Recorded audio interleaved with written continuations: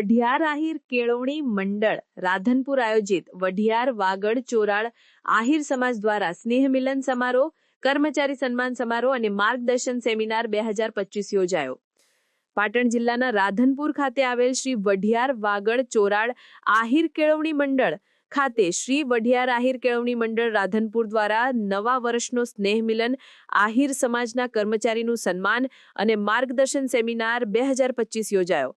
આ પ્રસંગે મુખ્ય મહેમાન તરીકે પીએસઆઈ આરજે રામ, આહિર સમાજના પ્રમુખ હરદાસભાઈ આહિર, પૂર્વ પ્રમુખ બાબુભાઈ આહિર, ઉપપ્રમુખ દિનેશભાઈ આહિર, મંત્રી જલાભાઈ આહિર, ભોજાભાઈ આહિર, સીમાજન કલ્યાણ મંચ મહામંત્રી જીવણભાઈ આહિર, વાગડ આહિર સમાજ અગ્રણી ભગવાનભાઈ આહિર, ચોરાળ આહિર સમાજ અગ્રણી કુંભાભાઈ આહિર, ઉપપ્રમુખ નવઘણભાઈ આહિર, મંત્રી પૂનમભાઈ આહિર સહિતના મહાનુભાવોની ઉપસ્થિતિમાં કાર્યક્રમ યોજાયો। આ પ્રસંગે સમાજમાં શિક્ષણનો વેગ વધે, સમાજ શૈક્ષણિક બને તેવી ચર્ચાઓ કરવામાં આવી હતી। મોટી સંખ્યામાં લોકો ઉપસ્થિત રહ્યા હતા। કાર્યક્રમમાં સમાજ દર્શન અને એકતાનું પ્રતીક જોવા મળ્યું હતું। પ્રદેશમાંથી મારા જ્ઞાતિ બંધુઓ,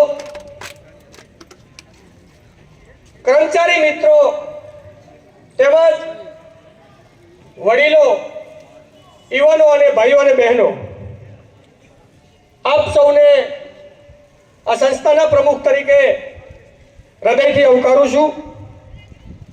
આપણા સ્ટેજ ઉપર બેઠેલા તમામ મહેમાનોનું હૃદયથી હાર્દિક સ્વાગત કરું છું।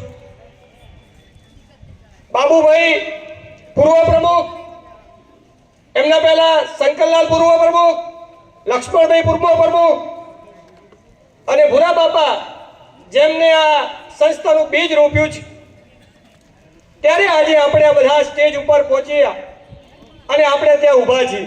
આજે વઢિયાર વાગડ અને ચોરાળ આહિર સમાજ આયોજિત સ્નેહ મિલન કાર્યક્રમ તેમજ તમામ કર્મચારીઓનું સન્માન કાર્યક્રમ તેમજ માર્ગદર્શન સાહેબશ્રીએ આપ્યું। આવનારા દિવસોની અંદર આહિર સમાજ કેવી રીતે વધારે શિક્ષિત બને અને સમાજને ઉપયોગી બનવા માટે સમાજના તમામ કર્મચારીઓએ આજે સમાજનું બીડું ઝડપ્યું છે। આવનારા દિવસોની અંદર આ વટવૃક્ષ એવડું મોટું બનશે કે આજે 1 થી 10 ધોરણની સ્કૂલ ચાલુ છે, આવતા વર્ષે 11-12 ચાલુ થશે અને 11-12 સાયન્સ પણ અહીંયા ચાલુ છે। આવનારા દિવસોમાં અમારા સમાજના મંત્રી શ્રી વિક્રમભાઈ જ્યારે શિક્ષણ સાથે જોડાયા છે, એટલે રાયમલભાઈ જે વાત કરી હતી કે સમાજની અંદર કોલેજ સુધી પણ આગળ વધી શકશું અને દર વર્ષે અમે દિવાળી સ્નેહ મિલન કાર્યક્રમની અંદર અલગ અલગ કર્મચારીનું સન્માન કરીએ છીએ। આગલી વખત ડૉક્ટરોનું સન્માન કર્યું હતું। જે રીતે સમાજને ઉપયોગી કઈ રીતે બનાય એ વાત લઈ સમાજને સંગઠિત કઈ રીતે બનાવાય એ રીતે આજે આગળ વધ્યા છીએ। આવનારા દિવસોમાં સમાજ એક રહે, સંગઠિત રહે, એ જ વાત। જય હિન્દ, જય ભારત।